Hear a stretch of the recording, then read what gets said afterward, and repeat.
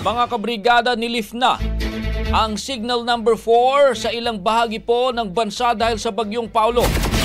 Ito ay kasabay po ng paghina nito bilang isang severe tropical storm.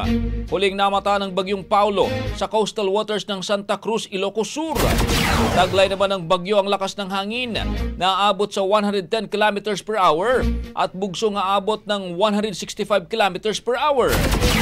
Nakasailalim sa tropical cyclone wind signal number 3 ang mga lugar ng Ilocos Sur, La Union, southwestern portion ng Abra, western portion ng Kalinga, western portion ng Mountain Province at western portion naman ng Ifugao at Benguet. Signal number 2 naman sa southern portion ng Ilocos Norte, Pangasinan, nalalabing bahagi ng Abra, nalalabing bahagi ng Kalinga at nalalabing bahagi ng Mountain Province, pati na yung Ifugao at western portion ng Isabela.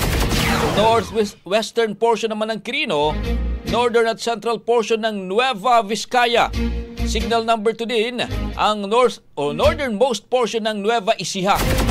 Maliban pa rito, may ilang lugar din sa Luzon na nakasailalim sa signal number 1.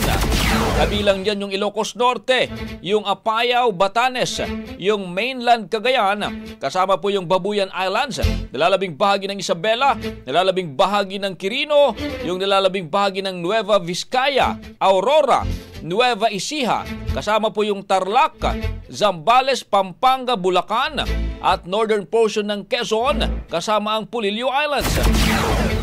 Sa pagtataya ng Pag-asa, tuluyan ng lalabas ng Philippine Area of Responsibility ang bagyong Paulo bukas ng umaga.